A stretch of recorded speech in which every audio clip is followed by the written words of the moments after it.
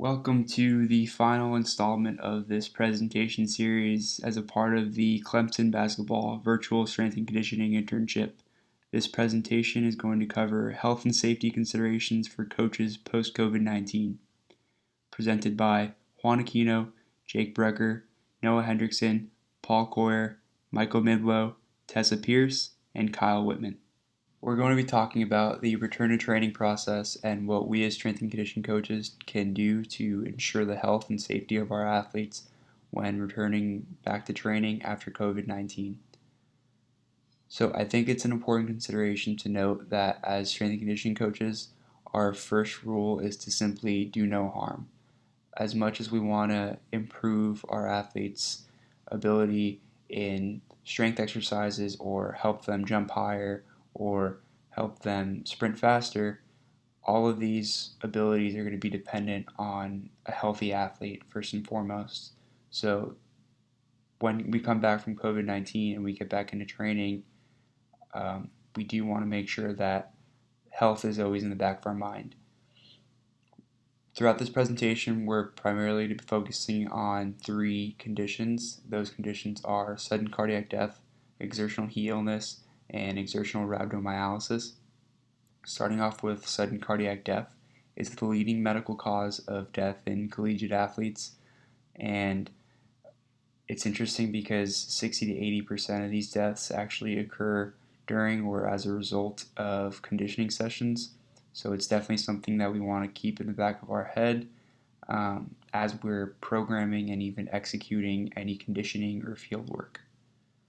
Moving on to exertional heat illness, this is one of the more fatal conditions, and it's particularly dangerous because it tends to occur within the first 5 to 6 days of unaccustomed heat exposure during the acclimatization period before an athlete is allowed to actually make the adaptations such as an increased stroke volume and increased sweat rate throughout their training. So this is particularly important that we consider as we're getting back into training, especially in those hotter and more humid environments. And then lastly, exertional rhabdomyolysis is going to be a concern at any time throughout the training year, not just when we're coming back from a lockdown.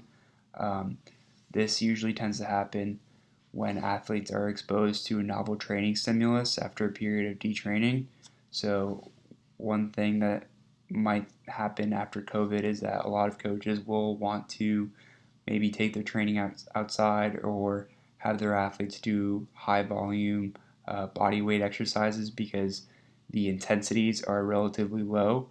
But even though the intensity is somewhat low, the volume will consequently usually be pretty high, and this in itself can pose a high risk for an athlete developing exertional rhabdomyolysis, which is obviously a fatal condition. So it's important that we truly start slow and we pay attention to some of these guidelines that have been put out by the National Strength and Conditioning Association, as well as the CSCCA and the NATA that we've outlined in this presentation. Sudden cardiac death is the most common identifiable cause of sudden death in athletes, with an incident around 1 in 40,000 to 1 in 80,000 athletes per year. Sudden cardiac death is usually due to an underlying heart abnormality, such as hypertrophic cardiomyopathy, coronary artery abnormalities, or long QT syndrome. Many times there is no warning for sudden cardiac death. However, there are some signs we can watch for. These include unexplained fainting episodes, shortness of breath or chest pain, and family history of cardiac death and disease, as many times sudden cardiac death is due to an inherited condition. There's an increased risk in sudden cardiac death with male gender, black race, and basketball participation. Male Division I basketball players are at a greater than 10 times higher risk compared to the athlete population. As strength and conditioning coaches, we need to be aware of this when working with these populations. Exertional heat illnesses, or EHIs for short, is a term used to describe a spectrum of disorders that can begin with minor heat cramps but can rapidly progress to more severe conditions such as heat exhaustion or exertional heat stroke. These conditions can occur at any time if the environmental conditions are unusually hot, but even with typical conditions, athletes returning from a hiatus in training and are not acclimated to such conditions are at risk as well. The mildest example of an EHI is exercise-associated muscle cramps, or informally known as heat cramps. The athlete may experience painful involuntary contractions during or after exercise, but they may be able to return to exercise in the same day if adequate fluid levels are restored. The next illness in the category of EHIs is heat syncope and is typically associated with dizziness, fatigue, and loss of consciousness. Similar to the previous example of heat cramps, the athlete may be able to return to practice if their symptoms are alleviated and fluid levels have been restored. But the two life-threatening examples of EHIs are heat exhaustion and exertional heat stroke. In these cases, the athlete is unable to continue exercise and the central nervous system and thermoregulatory systems are becoming overwhelmed. At this stage, it is imperative that the athlete's temperature is taken with a rectal thermometer to establish if the athlete is experiencing heat exhaustion or heat stroke. If the athlete's core temperature is greater than 105 degrees Fahrenheit, the illness is classified as exertional heat stroke, and immediate emergency action needs to be taken before life-threatening consequences manifest. Although potentially serious, the risk of EHIs can be mitigated if prevention strategies are implemented when extreme conditions are present or when returning from a hiatus in training. A few strategies the National Athletic Trainers Association recommends is to have cold water, ice tubs, and ice towels ready for use, modify work-to-rest ratios to allow for adequate recovery, and to set up what is called a cooling zone with tarps and/or fans for use in training. Exertional rhabdomyolysis, rhabdo or ER for short, is a large-scale breakdown of muscle tissue that releases cell contents into the circulatory system. This occurs usually after an extended period of time away from any sort of physical activity, detraining the body, and coming back and training at a high intensity too soon, not allowing your body to acclimate itself to the rigors of training. The contents that release as a result of the muscle breakdown are myoglobin, potassium, enzymes creatine kinase, lactate dehydrogenase, serum glutamic oxalactic, transaminase, and atolase. The release of these contents into the circulatory system can lead to renal and kidney failure, indicated by a change in urine color, often described as T-colored, which is stated in the CSCCA and NSCA Joint Consensus Statement. When trying to identify ER, coaches should be looking for the following symptoms: muscle pain, weakness, swelling, or inflammation, change in urine color, as described earlier, exhaustion or fatigue, irregular heartbeat, dizziness, lightheaded, confusion or disorientation, nausea or vomiting. Here are some measures that we as strength and conditioning professionals can take to prevent our athletes from experiencing ER. First thing we can do is to pump the brakes. We need to regress in order to progress our athletes because, as I stated previously, ER often occurs after a period of detraining.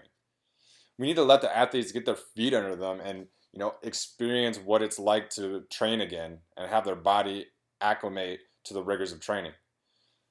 We don't need to go full throttle with them or 110% right away when returning from a long rest period. We can take a step back to protect them and keep them out of harm's way and help them stay on the court, pitch, playing field as long as possible.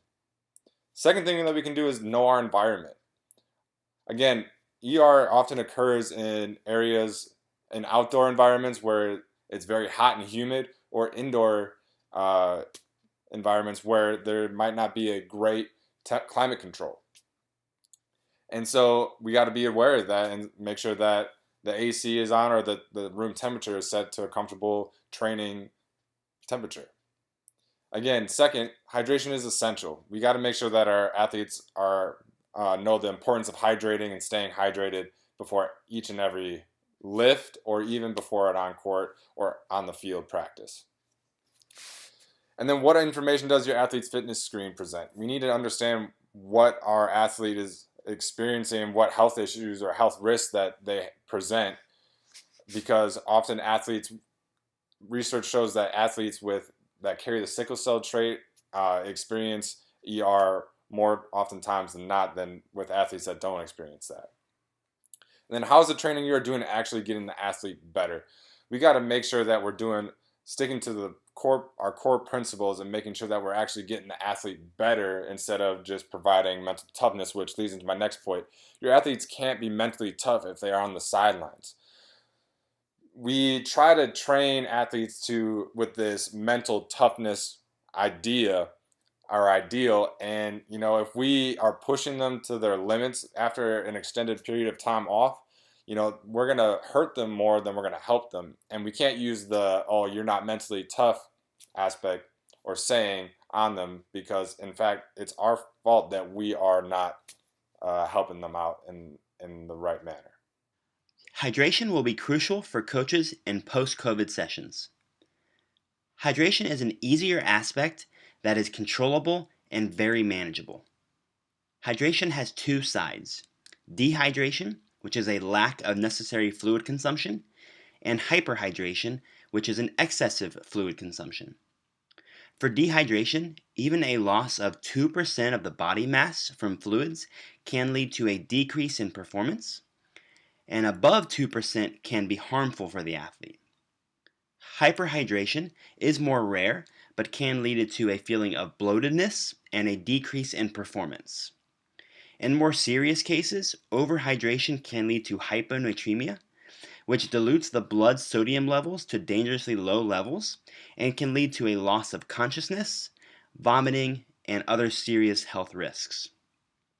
As coaches, we should encourage athletes to drink water before, during, and after training, and allow adequate water breaks if training outside or in hot, humid environments. How can the athletes tell? We should instruct the athletes to monitor themselves by the color of their urine using the scale on the right side of the screen. While this is not 100% fail-proof, it allows the athletes to take control and monitor themselves for proper hydration or to see if they need to possibly hydrate themselves more. Our hydration goals are in 3 keywords: start, maintain, and replenish. We want to start the training sessions in a proper hydration state, maintain the hydration during the session, and replenish lost fluids post-session. Our benefits are optimizing our performance, increasing our ability to recover post-sessions, and to mitigate injury and other serious health risks. We do not want to encourage our athletes to just drink when they are thirsty, but make sure they are drinking before they reach thirst. There is usually significant fluid loss before you start to feel thirsty. How should we go about doing this? We want to focus on 3 areas.